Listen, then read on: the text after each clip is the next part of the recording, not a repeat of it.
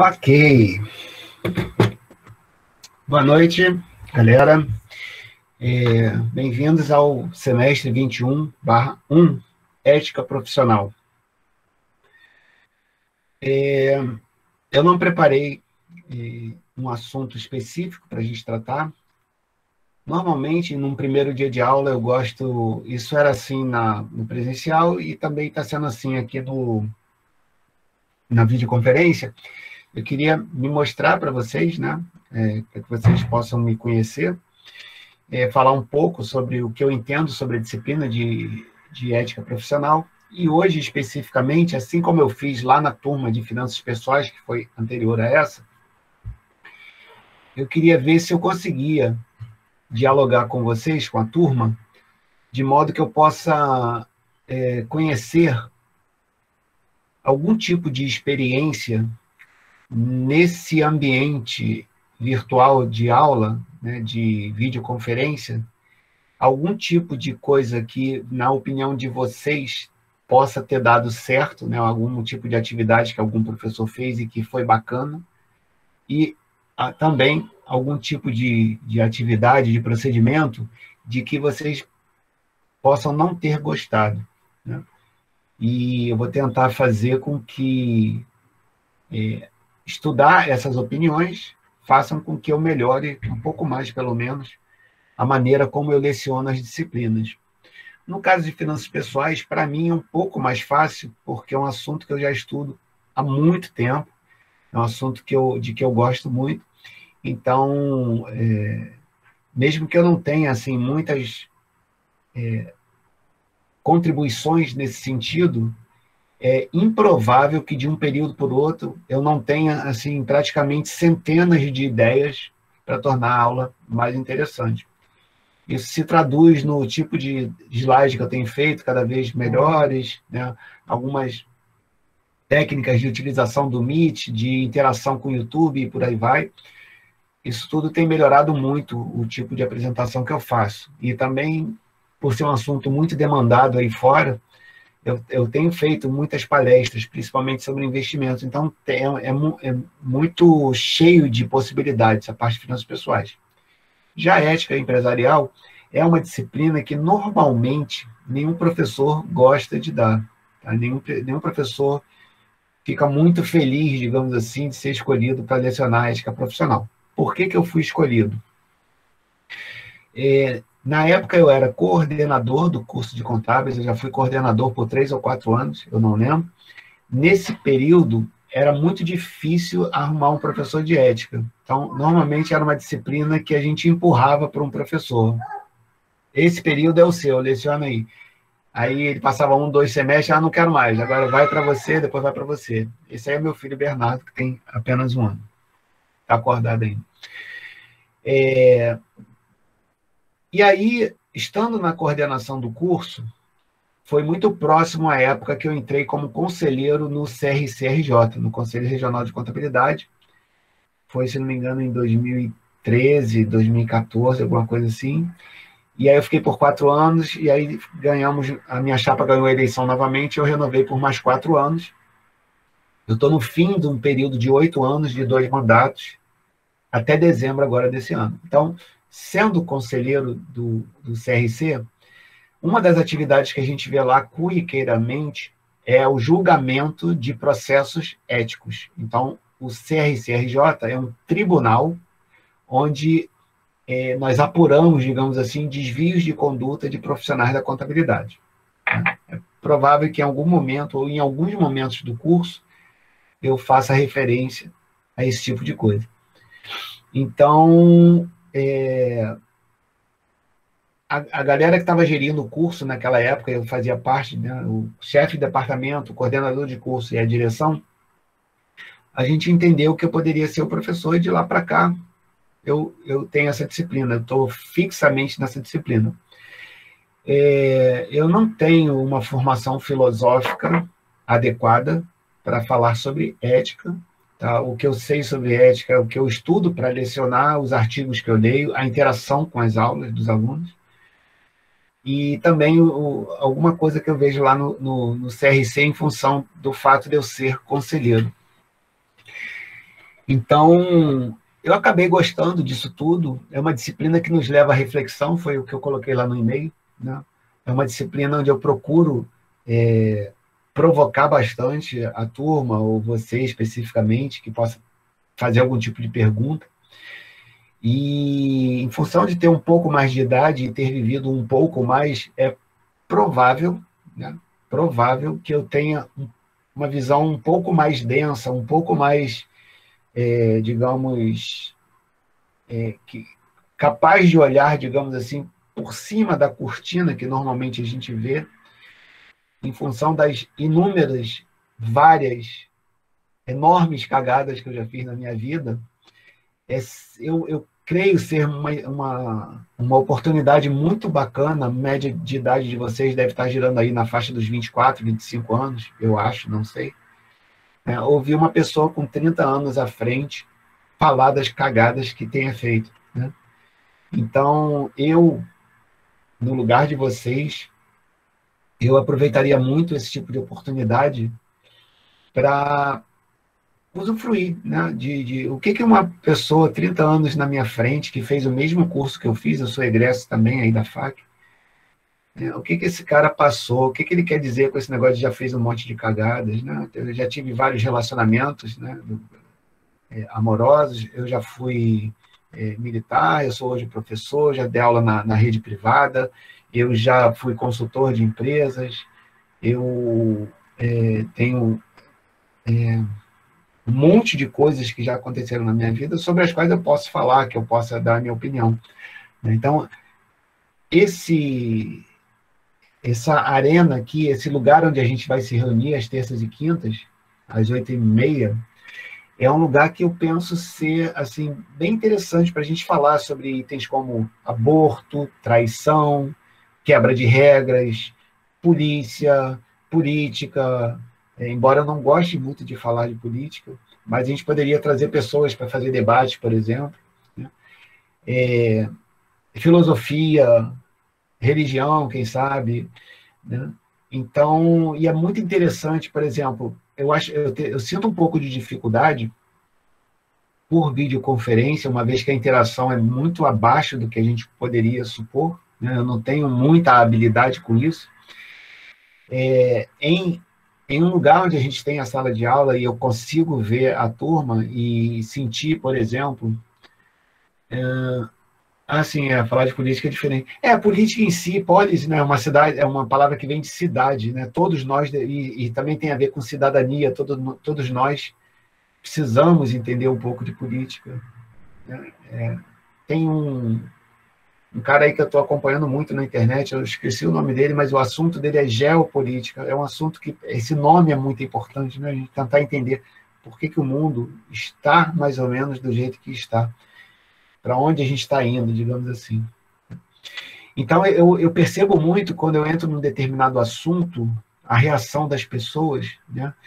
E, normalmente, o meu papel ali na turma de ética é provocar debate. E eu procuro, por exemplo, se eu falo alguma coisa que a turma não gostou muito, a turma de um modo geral, eu procuro aumentar mais isso, entendeu? Ou procuro ver alguém que tenha um ponto contrário. Normalmente, quando a gente vê 2 ou 3 pontos diferentes em relação ao mesmo assunto, o meu papel é ressaltar esses pontos, de modo que a discussão seja o mais intensa possível. Então, um determinado item qualquer, se eu pego alguém que apoia aquela ideia e alguém que não gosta daquela ideia, é muito interessante a gente fazer com que os argumentos surjam para que a gente possa, quem sabe, ver se o outro lado poderia nos fazer diminuir a nossa raiva sobre aquele assunto ou fazer uma concepção um pouco diferente. Então, é muito interessante a gente ouvir o outro lado. E aí, nem precisaria dizer isso, né, mas eu vou deixar claro, é um motivo de observação muito grande meu para que a gente sempre mantenha muito respeito, né? E, assim, até hoje eu não lembro de ter tido algum problema em relação a isso. Já teve, assim, uma aproximação um pouco, já caminhou para esse lado, digamos assim, mas foi tudo muito bem contornado, nem chegou a ter qualquer tipo de problema.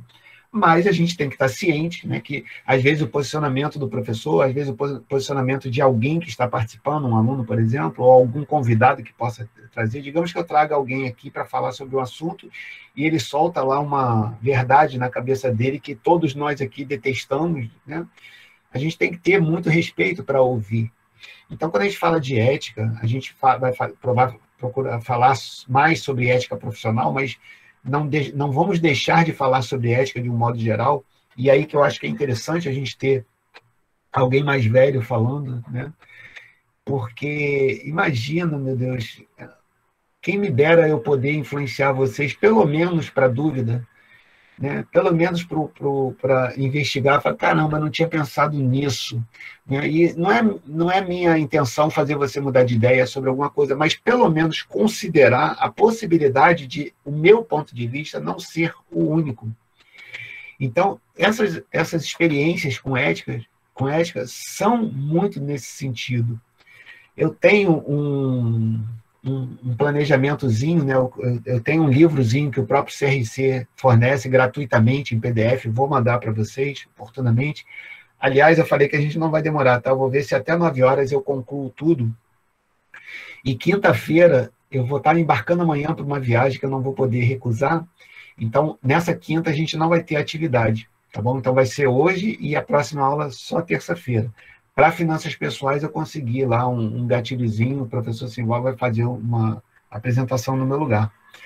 Tá? Mas a gente vai ter essa apresentação hoje e a próxima vez só na terça-feira eu confirmo tudo por e-mail. Então, assim, são oportunidades onde eu procuro, sei lá, pegar os exemplos mais absurdos que eu possa ter, né? E parte do que eu planejo aqui com vocês é provocar, sabe? Eu acho que se eu não provocar, eu não vou estar fazendo o meu papel. O plano, então, é estudar esse livro. Ele tem 7 capítulos que eu uso. Tá? Na verdade, são 6 capítulos e a introdução. E que, normalmente, eu faço introdução mais capítulos 1, 2 e 3, P1. Capítulos 4, 5 e 6, P2. Normalmente é isso. Um ou outro aluno falta P1, um ou outro aluno falta P2, e normalmente a gente consegue fazer P1 e P2 rapidamente, assim, considerando o semestre todo, né? A disciplina de ética, ela normalmente acaba um mês e pouco antes do período normal, para quem faz as duas provas, porque não é que eu pare de trabalhar com a disciplina de ética, né? Aí, a partir daí, eu fico vendo as pendências. Tem gente que chegou depois, tem gente que perdeu as provas, tem gente que não conseguiu fazer todos os trabalhos e fica fazendo. Aí tem toda essa interação. Eu uso as semanas finais para fazer isso.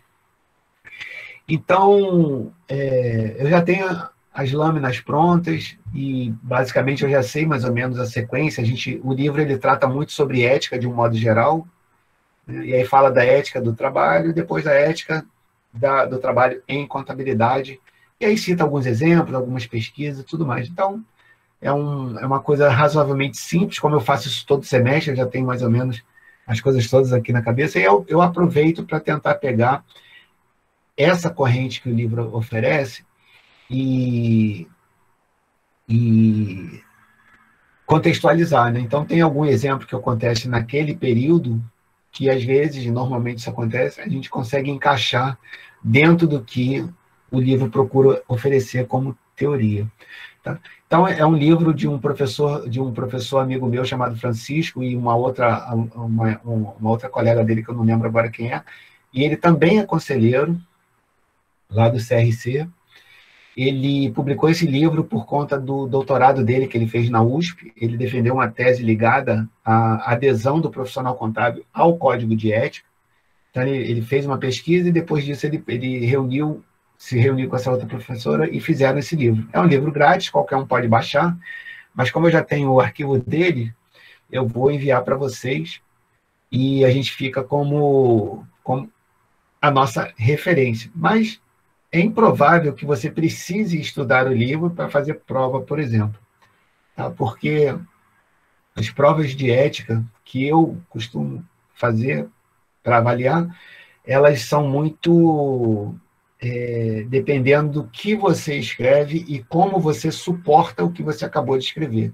Então, não tem muito certo ou errado, porque é uma situação que eu vou colocar, o que eu vou citar, o que eu vou me referir ao livro vai estar citado na prova, então você não tem que ficar estudando, cara.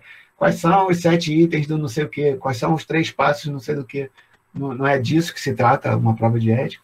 Então, é como você responde e a forma como você argumenta, né? A maneira como você escreve também, se você escreve de maneira mais clara ou mais complexa, né? De repente você escreve um texto grande, eu não consigo entender aquilo, isso acaba não sendo muito bom em termos de avaliação. De repente você escreve pouco, mas escreve bastante de forma ordenada, né? Faz o fechamento ali bacana, coloca exemplos e tudo, isso tudo melhora a sua escrita, tá? Então, as notas variam muito também, nunca tive qualquer problema. Raramente alguém fala, questiona, normalmente não tem. Então, eu tenho a impressão que a maneira como eu uso para avaliar ela é muito boa. E, em termos de pandemia, não tem como a gente fazer uma prova normalmente, né, como faz lá em sala de aula e com tempo, com não sei o que e tal. Normalmente eu mando o arquivo da prova, você baixa esse arquivo de Word, escreve ali as respostas e devolve para mim com o seu nome. Troca o nome do arquivo para o seu nome completo, porque isso tudo vai para uma pasta e fica lá em ordem alfabética. E essas instruções eu dou na hora da prova. Então, teoricamente, a gente vai ter 4 dias de aula, P1. 3 dias de aula, P2. Teoricamente é isso. Mas como tem uma ou outra coisa, como é o caso agora, quinta-feira, eu vou precisar não estar aqui, né? Eu vou deixar uma atividade para vocês fazerem, mas nunca é tão rápido assim como eu estou falando, tá? Então, eu queria que vocês viessem para cá, assim, bem preparados mesmo para isso, para discordar, para acrescentar, para trazer exemplos, né? Eu costumo falar muito de exemplos. Eu lembro que quando eu tinha essa disciplina, sei lá, uns 6 anos atrás, 6 não, uns 3 anos atrás, melhor dizendo, há 6 anos, eu andava muito no metrô na linha 2. E até o tempo da pandemia, eu andava muito no metrô na linha 1. E o metrô, para mim, é um resumo bacana da nossa sociedade, né? Muita coisa estranha ocorre dentro do metrô. Então, aqueles números musicais de apresentação, de malabarismo, sei lá o quê, coisas que eu detesto, né?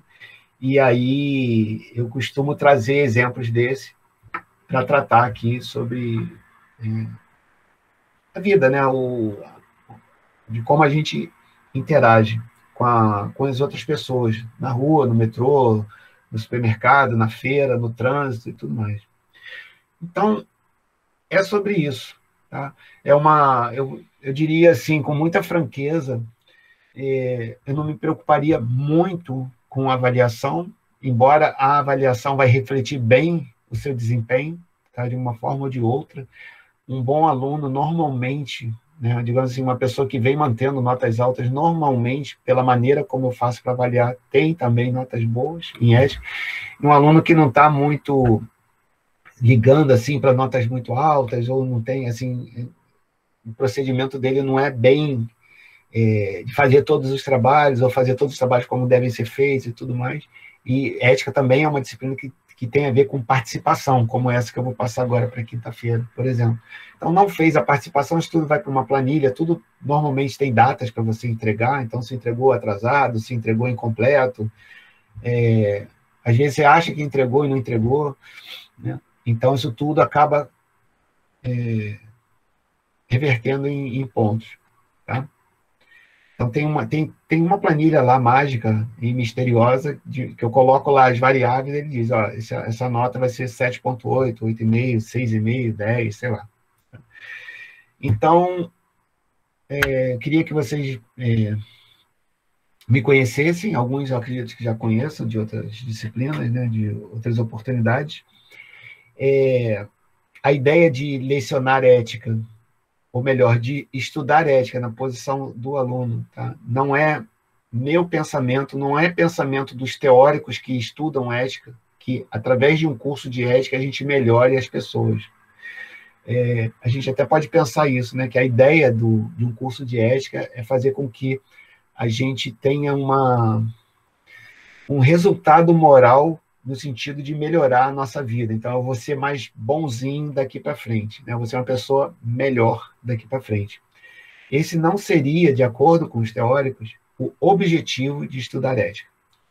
Ao contrário, o que os teóricos consideram como uma consequência de passar um tempo estudando ética, que é o que a gente está fazendo aqui agora, é despertar digamos assim, a habilidade de refletir sobre determinadas questões, talvez, provavelmente, de uma maneira diferente, quem sabe melhor do que era feito até aquele momento.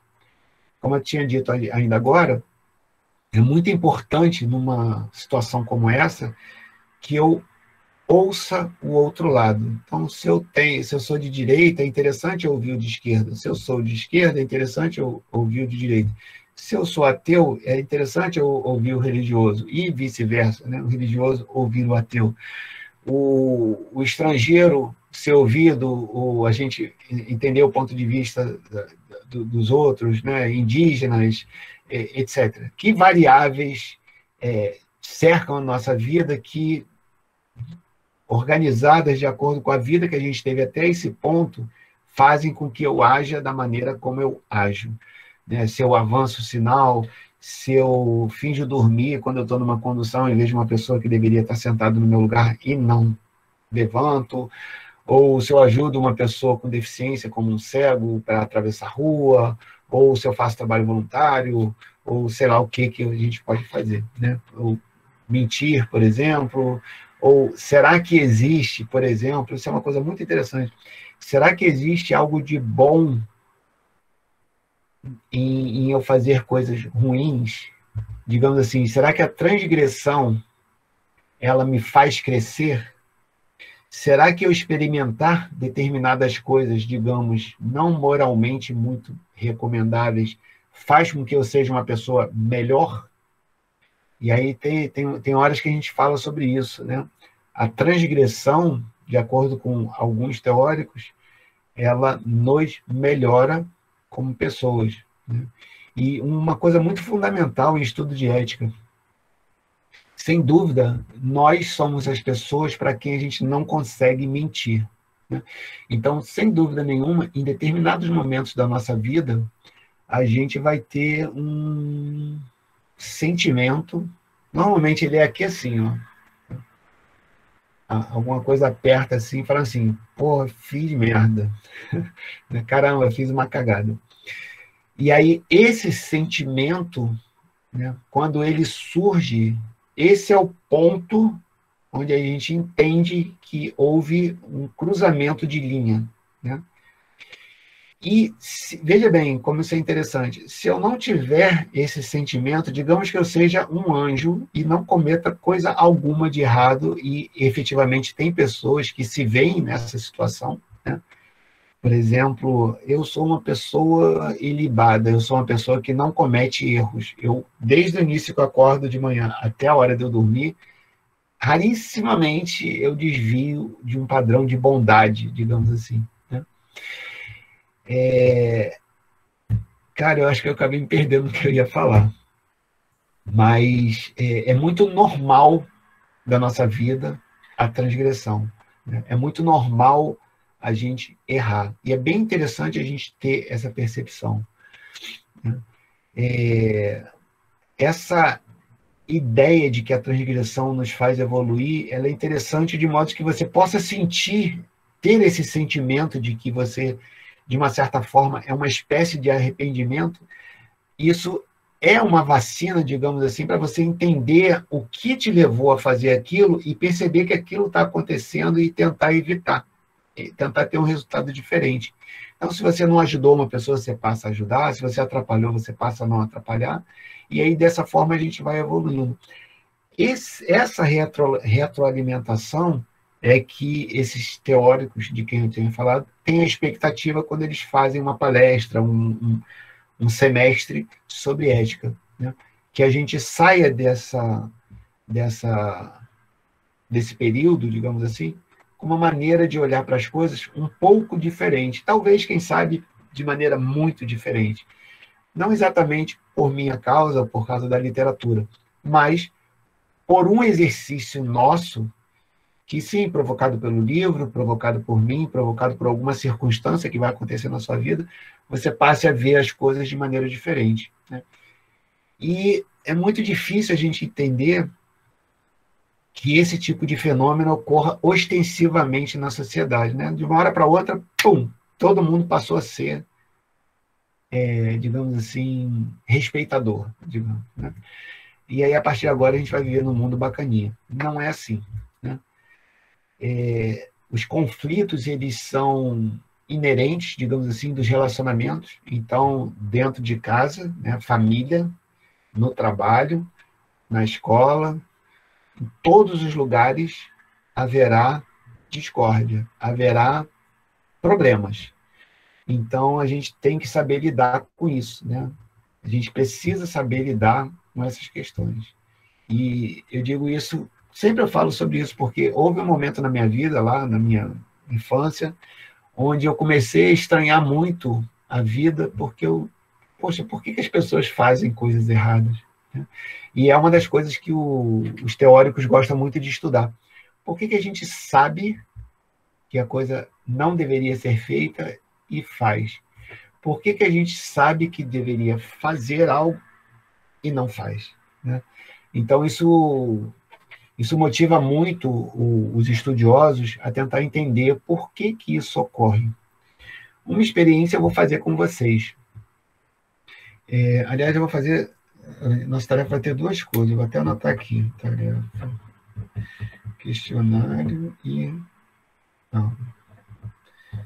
Eu tenho um questionáriozinho que eu vou distribuir para vocês e que eu já venho trazendo já a várias turmas, e dependendo da resposta que você colocar lá, eu vou fazer uma estatística, não vou identificar quem quer que seja, só vou identificar um grupo, né? E aí tem idade, renda, sexo, local onde mora, tem um monte de variáveis que a gente vai ver que você vai ver que as respostas mudam de acordo com o perfil da pessoa, né? Então é bem interessante a gente entender isso. E participar dessa experiência não é exatamente como a gente lê um artigo onde a pessoa diz, né, que a variável tal, ela causa essa consequência, né? Digamos, sei lá, renda, né? Pessoas com renda mais alta, pessoas com renda mais baixa reagem de maneira X, Y ou Z, de acordo com o fenômeno tal. Você vai estar participando daquilo, né? Quer dizer, a sua resposta vai estar ali dentro. E aí você vai ver como que o fato de ganhar mais ou menos leva um grupo a responder de uma determinada maneira, né? O lugar onde a gente mora também, né? Zona Oeste, Zona Sul, Zona Norte, tudo isso impacta no tipo de resposta que a gente dá. Então, todos os habitantes da Zona Norte, todos os habitantes da Zona Oeste, todos os habitantes da Zona Sul, a gente vai ver que existe uma concentração de resposta mais de um jeito ou de outro. Então, é interessante, Abessa, a gente ver como essas coisas influenciam nas respostas. E aí a gente está analisando aqui um microcosmos, né, da nossa turma. Você imagina uma cidade inteira, um estado inteiro, um país inteiro, um continente inteiro, a diversidade de questões que podem ser levantadas. São 9 horas, realmente eu não quero me alongar. As nossas aulas de ética normalmente vão ser de 8h30 até no máximo 9h30. No máximo, quando dá 9 horas, provavelmente eu vou estar já concluindo o que eu tenho para falar, tá? São coisas assim bem pontuais, como eu disse, os 7 capítulos que a gente vai ver, um por aula. Talvez, quem sabe, 2 numa aula só, dependendo do andamento. Então, introdução 1, 2, 3, P1, 4, 5, 6, P2. E aí, quem tiver algum problema de nota, a gente resolve depois. Como quinta, então, a gente não vai ter a aula de ética, como está tendo aqui agora, eu vou passar para vocês 2 tarefas. Então, a avaliação tem a ver com tarefa feita, tá? A tarefa, ela serve para me dizer que você está participando comigo, né, que é um tipo de participação que a gente não tem muito aqui agora na videoconferência. Então, quando você responde o questionário, você deixa lá o seu nome e a planilha diz que fulano de tal respondeu aquela questão, é assim que eu sei que você fez, né? Então, eu vou precisar desse teste, eu vou mandar para vocês no Google Docs, é algo que você responde provavelmente em 2 minutos, se você for muito lento, tá? São, sei lá, 5 ou 6 perguntas. Tá? Então, tem essa atividade para quinta-feira, o questionário. E a segunda, que eu ia tratar hoje aqui na aula, mas eu vou pedir para vocês colocarem por e-mail. Tá? Responder para mim, por favor. Isso vai estar no e-mail que eu vou mandar para vocês. Nesse período de videoconferência, se não me engano, já é a terceira ou quarta disciplina que a gente faz nesse modelo, se não me engano é a quarta, pode ter tido alguma experiência que você teve e que foi uma coisa bacana, né, que você sentiu muita vontade de estar ali. Então, uma experiência positiva por essas aulas em videoconferência. Tá? Então, reporta para mim um caso positivo e reporta também, por favor, um caso negativo. Ó, eu não gostei quando o professor fez isso. Né? Sei lá o que pode ter sido. E se não tiver exemplos ruins, eu estou gostando de tudo, sei lá, pode ser o caso. Né? Coloca isso, por favor, no e-mail. Eu vou enviar um e-mail que vai ter o link do questionário e essa solicitação de participar dessa inquisição, para você responder para mim o que de positivo ou de negativo você pode ter falado. Eu vou tentar ler e considerar tudo para fazer com que as nossas aulas sejam um pouquinho melhores. Tá? É a minha ideia. E, ao mesmo tempo, você já vai marcando pontos aí para avaliação. Então, vou enviar o questionário. No mesmo e-mail vai ter o link do questionário e as perguntas. Então, no link do questionário, você vai lá e responde. Uma das perguntas vai ser colocar seu nome, eu vou saber que você respondeu. E o outro vai estar lá, né? Reporte uma experiência positiva e uma negativa no tempo aí da pandemia na UFRJ. Tá? Eu agradeço a presença de vocês. Deixa eu ver se tem alguma coisa aqui que eu não li e que eu preciso ler. Provas serão pelo AVA? Provavelmente não. Tá? A prova que eu faço, eu acho que é bem mais tranquila. Tá? É uma prova de... Normalmente está sendo assim, eu faço um arquivo de Word, tá? E mando o arquivo pelo e-mail. Aí você recebe o arquivo e responde no próprio arquivo. Pergunta 1, pergunta 2. Normalmente é uma pergunta por capítulo, né? Então, a P1 são 4 perguntas, ou um múltiplo disso, né? Talvez 8, não sei. E a P2, ou 3 ou 6. Né? E, normalmente, eu cito uma passagem do livro. Tá? Então, conforme fulano, papapá. Normalmente, eu faço a ligação desse ponto com alguma questão da sociedade, ou de um livro, ou de um filme, e pergunto a sua opinião. E como é que é uma resposta numa prova de ética? Né? Não tem certo ou errado, por isso que realmente não importa muito esse tipo de prova, porque vai estar muito do seu estilo ali. Né? Como eu dei todas as provas, obviamente, se tiver 2 provas iguais, eu vou perceber, isso é uma coisa chata que eu tenho certeza, até agora não aconteceu e também não vai acontecer, eu tenho certeza. Mas não é para testar o quanto você sabe, nem nada, é simplesmente ali você vai ser exposto a uma determinada questão e você vai se posicionar em relação àquilo. Então, para eu responder bem uma questão sobre ética, né, numa prova de ética, onde eu estou sendo avaliado, você tem que colocar alguma resposta com argumentos. A forma de argumentar é que vai embasar, digamos assim, uma pontuação. Então, matar alguém é certo ou errado? Matar alguém é errado. Ponto. Isso não é uma resposta. Entendeu? Pode ser que você entenda que seja errado, mas você explicar por que você acha que está errado, dar algum exemplo. Okay? E pode ser que você ache que esteja certo e você argumenta isso e coloca exemplos.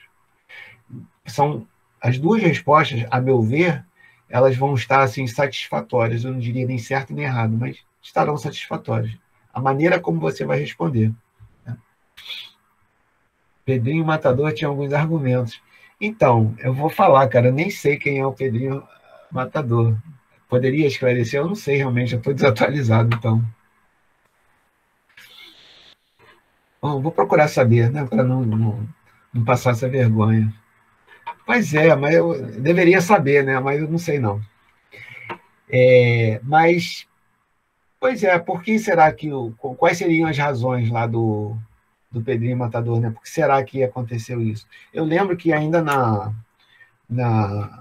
no presencial, a gente discutiu um assunto e uma das alunas, ela argumentou a resposta que ela tinha dado para uma determinada questão, que estava contra o que eu estava explicando, e usou uma figura da sociedade que praticamente toda a turma abominava. Então, eu achei super interessante. Veja bem, não tem essa questão de estar certo ou errado, mas o fenômeno em si, né? O fato de alguém colocar como referência, e essa pessoa realmente tinha colocado como uma referência positiva, quer dizer, alguém foi para o crime porque tentou entrar no emprego e não conseguiu emprego, então ele foi para o crime. E ela sustentou isso de maneira muito forte, né? E a turma toda não gostou muito, assim, não gostou do que eu quero dizer, é uma ideia muito oposta ao que a maioria estava pensando, que isso em si não era um argumento para a pessoa agir dessa maneira, mas essa foi a opinião dessa pessoa e foi uma opinião, obviamente, respeitada. Então, isso é muito interessante. Pois é, essa pessoa comentou alguma coisa sobre as origens. Eu não vou lembrar, porque são muitos exemplos, eu não consigo lembrar de tudo. Mas essa pessoa tinha realmente assim, um conhecimento razoavelmente aprofundado da vida dessa pessoa. Então, ela pôde realmente colocar os argumentos. E isso era muito interessante, porque, por exemplo, era uma pessoa sustentando um ponto de vista que a plateia estava muito contra, né? E eu acho que é nisso que está a beleza do que a gente pode ter aqui de experiência, né? Digamos que alguém levante aí uma questão qualquer que todo o restante discorde muito, mas é muito interessante a gente deixar a pessoa falar, né? Todos nós precisamos estar, digamos assim, com esse sentimento de que eu vou ter a liberdade de expor. E aí acabou essa nossa reunião aqui, a gente não precisa ficar um inimigo do outro. Não sei assim, exatamente como a tábua branca se encaixaria aqui, né? Mas depois que a gente nasce, a gente vai causando as impressões nessa tábua branca, ou rasa também, né? Outra maneira, que vai se tornando na pessoa que a gente é. São, se não me engano, o capítulo 5 ou 6 desse nosso livro fala sobre isso, né? Algumas variáveis, algumas delas têm a ver conosco em si, né? E outras têm a ver com a sociedade. Então, essa mistureba toda acaba dando todo mundo que está por aí interagindo o tempo todo. Então, é muito bacana a gente ver uma outra pessoa falar e, mesmo assim, a gente querendo pedir para a pessoa ficar quieta, que está contra o que a gente acha, mas, né, e é muito bom a gente sentir que tem essa liberdade de expor, né? Provavelmente haverá coisas aqui que eu vou falar que, sei lá, de repente 90% da turma não concorda, ou acha, meu Deus, como é que o professor pode falar uma coisa dessa, não sei o quê. Olha, eu acho bacana a gente poder se expor, né? Eu acho bacana a gente poder colocar para fora o que a gente acha. Tá? Então, esse é um lugar para isso. Não haverá qualquer tipo de julgamento nem nada. Então, avaliações, eu posso assegurar para vocês que são bem tranquilos, tá? Agora, também não vai fazer com desleixo, né? Tipo, caramba, tem que fazer a prova de ética, vou fazer isso aqui em 10 minutos, está tudo bem. Provavelmente eu vou perceber isso na forma como você escreveu, tá? Eu tenho já uma certa prática com isso, né? Então, assim, não depende mesmo de leitura, de gravar coisas, com certeza não. Claro que vai depender muito se esse tipo de assunto te interessa há mais tempo, provavelmente os seus argumentos vão ser melhor articulados ali naquela resposta, e isso vai ser percebido por mim, com certeza, né? Então é isso, galera. Eu realmente fico muito feliz de estar aqui com vocês. Eu acho que eu escolhi a minha profissão de maneira muito acertada. Eu gosto muito de ser da UFRJ, eu fui formado na UFRJ, eu acho isso aqui muito fantástico, o fato de estar aqui com vocês, tá bom? Eu não sei que onda que eu vou mandar esse e-mail, possivelmente amanhã, porque eu vou estar viajando. Então, eu vou mandar o e-mail amanhã, mas vou colocar o prazo para entregar isso até quinta-feira. Tá? Então, na quinta-feira, você já vai ter que ter respondido o questionário, que, como eu disse, leva 2 minutos. E explica para mim, aí, respondendo o e-mail, algo que você acha que foi bacana, né? Por exemplo, na aula de finanças pessoais, ó, a galera comentou sobre o AVA, comentou sobre o fato de estar aqui com a câmera desligada, que isso é interessante. Eu estou em casa, estou de pijama, então está tranquilo. Eu participo de uma aula da universidade estando de pijama. Isso é bacana pra caramba, pô, é legal dessa. Tá? Então, impessoalidade, né, dessa questão da câmera desligada, coisa ruim de não ter a interação que existe efetivamente na sala de aula. Então, se vocês puderem falar para mim, eu vou juntar com o que a galera de finanças pessoais colocou, e quem sabe a gente pode ter uma experiência menos traumática e quem sabe até boa. Né? Eu queria ver se a gente conseguia fazer isso. Eu espero que vocês possam gostar dessa disciplina. Vejo vocês na terça-feira. Quinta-feira, então, a gente não vai ter atividade aqui de videoconferência, mas vai ter esse e-mail que eu preciso que você responda na quinta-feira, no máximo, para contar o ponto da tarefa. Galera, um forte abraço. Foi muito bom estar aqui. Até terça-feira, se Deus quiser. Boa noite. Valeu, professor. Até a semana que vem. Se Deus quiser, Valeu, Thiago. professor. Fica com Deus. Você também, meu amigo.